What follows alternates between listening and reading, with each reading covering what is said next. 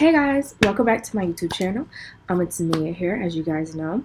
And today I have a, pretty serious video for you guys. This is going to be a story time on my experience during my pregnancy, after my pregnancy, before my pregnancy, and just that experience, how I felt from my doctors and just from the people around me, the looks I was given and the not so nice words and actions that I was given, and I just want to share it with you guys, and I want to let you guys know how you can avoid the same reality that I had to go through. So, in case you guys are new to my channel, I'm going to give you a little background about me. My name is Mia. I am 23 now. I live in Atlanta. I graduated from Spelman College, and right now I work as an editor for a local magazine here. And, before I got pregnant, I was just living my best life. I would go out on the weekends. I'm a married woman. I got married when I was 19, so pretty young. But I would go out still and, drink with friends and, just have a good time, doing things that young people do. It's normal, right? And then one day I found out I was pregnant. And I found out I was pregnant about maybe 2-3 weeks in. And so I immediately quit drinking and going out and all of that just to, make sure. But I didn't know if what I had already done affected my child. But, I'm only 21. I ended up going to my doctor and he confirmed that, yeah, I was pregnant. But when I asked him for, any advice on what I should be doing, like what should I be eating, how much exercise should I be getting, I was given nothing. And it was just ridiculous. I thought there's nothing, he didn't tell me anything before I was pregnant. Before I was pregnant, I was never given any information on how to avoid a pregnancy. Like everybody could say, oh, just be abstinent. But I was married. Like, I guess, there's sex ed, but your doctor should also give you information on that. Like tracking your cycle, getting on the pill, the effects of the pill, the pros of the pill, the cons of it. I was given none of that information. It wasn't even an option. And if I were to ask, it would be just like every other thing, just disregarded, completely disregarded. So now here I am, I'm pregnant, and I'm having to figure it out on my own. I'm having to do research on my own. But I was really, really anxious. I was stressed because I was like, I'm not being listened to. I feel like I'm just being completely abandoned by, my medical team. And I was also anxious because I didn't know I was pregnant for 3 weeks. And I probably went out at least one time in those 3 weeks. So what are the effects of this on my child? But I did research and that didn't really soothe me anymore. There's the thought of maybe your child will have fetal alcohol syndrome or something. Like that doesn't soothe you anymore. So it was really, really a stressful experience. And, a lot of information was withheld from me about the development of my son. I found out after I gave birth that my doctors knew from pretty much the beginning that he was developing slowly, like too slow. His development was not on track for what a fetus should normally be at for that week. Like he was always a week or two behind that development. My doctor should have told me that. If your doctor does not give you information, you have a reason to get information. It's your child. This is your body and this is your child in your body. You need to get your information. And also when I would come in for visits, the doctor would just be in and out with me. He wouldn't sit down and let me have my time asking questions, talking to me. No, it was just in and out, like it's a drive-through doctor, oh, I don't matter. So that was also unsettling. And like I said, my questions were just completely brushed off. It was like, oh, I'm too busy to answer your questions, so I'm just gonna leave, or I'm just gonna give you some bullshit answer. If you do have a question, I may answer it, but you'll get patronized while I do it. Like, what? I'm here to be cared for and to be helped by you. That's what you went to school for how many years for? And you can't even do that? I thought that was so ridiculous. Don't even get me started now. So here's where it gets crazy, y'all. During my birth, when I went into labor, I complained about the pains I was having to the medical team. It was terrible pains. And again, completely disregarded. I complained multiple times and I was not given any pain medication. At least some type of pain management. At least acknowledge I'm in pain. If you can't give me the medication, okay, that's fine. Just tell me, oh, well, here's what you can do instead. No, it was just like, no, Like, they didn't believe me that, that I was in pain. You don't believe that I'm in pain? I'm telling you I'm in pain. You can see it on my face that I'm in pain. I'm sweating, I'm crying, I'm in pain. Then finally, when I'm given the epidural, it's administered incorrectly and it doesn't work. Do you know that there's a chance if an epidural is done wrong, you can be paralyzed? Like, it can mess up your fucking spine. It's very serious. Thankfully, that didn't happen to me, but it was still administered incorrectly, so I felt every single pain. And when I complained that they did it wrong, it was like, well, it's in you now. Can't do anything about it. What?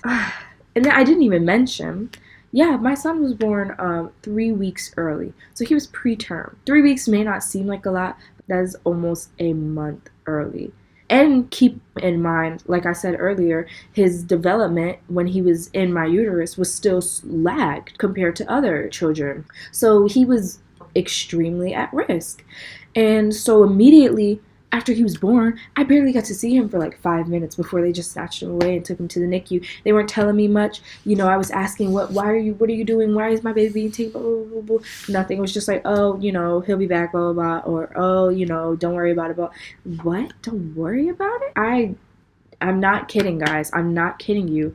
This is the real truth. And a lot of people have the notion that, oh, the only people that these kind of things happen to are poor women or women who don't have jobs or women who didn't go to college, women who are living on the streets. No, it's liable to happen to any woman of color. It doesn't matter your socioeconomic status or nothing. Just the fact that you are not white puts you at danger. And that's just the truth. It puts you at extreme danger. So anyways, we were in the hospital for 2 weeks. My son was in NICU for 2 weeks.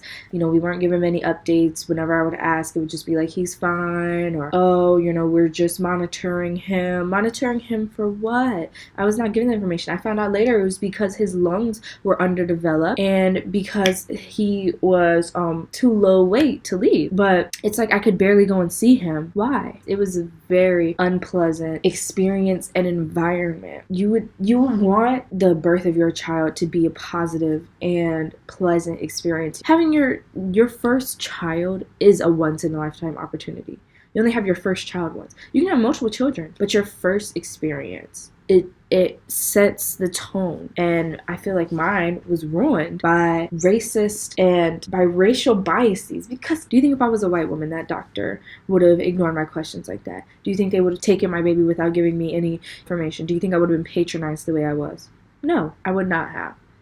That's just the reality of the matter. I have no problem saying it. You know, it was racial biases, and my doctor should not have taken. He can have his own opinions. I don't care. If you don't like me on the street, that's fine. But once you put your scrubs on and once you step into that hospital, you need to treat every single patient, whether poor or rich, black or white, female or male, child or elderly. You need to treat them all with respect and treat them all like human beings. And that is it. You took the Hippocratic oath. It is your duty to do that, no matter what your opinions outside of the hospital are. Anyways, so here's some tips for you guys, because I think that there needs to be more awareness that this is an issue, and I don't want you guys to have to go through the same things that I went through. So some tips that I can give you are to just, even if you're disregarded, keep asking questions. And if they ignore you, ask them why they're ignoring you. They're not going to expect you to call them out. They expect you to be submissive and docile and not ask any questions, because they want you to feel like they're in power, like they have a complex over you, like the doctor's here, you are here. That's not how it is, though. You have just as much power as they do. So ask them why they're treating you like you are below them, and why they are not answering your questions adequately, and why they're acting like your time isn't just as important as their time. So that's one tip. Ask your questions. If you feel like you're still being ignored, disregarded, or anything like that, go to the higher ups. If they can't do anything, go above them. If they can't do anything, keep going. You are going to get heard eventually, and somebody is going to get held responsible at one point. So just keep trying. I promise you, just keep trying. Another tip I would have that I know I personally should have done, but I did not do, was practice, some type of de-stress methods.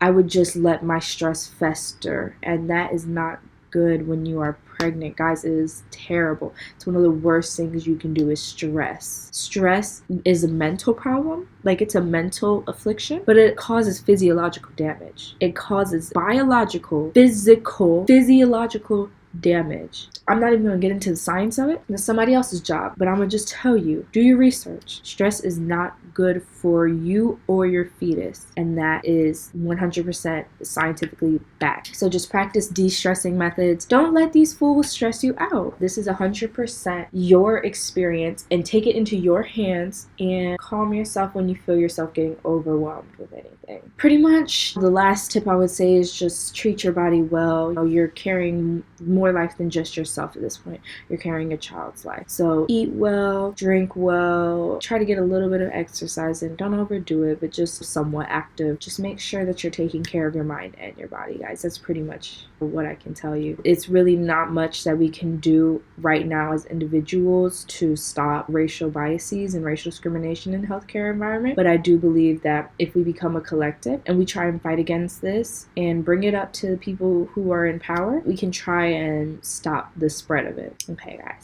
so I hope you guys enjoyed this video today. If you have any questions, leave comments. I will try my best to answer every question you guys have, and subscribe to my channel, like this video if you want more story times like this, you know, a little more laid back video, and I will see you guys in the next video. Bye.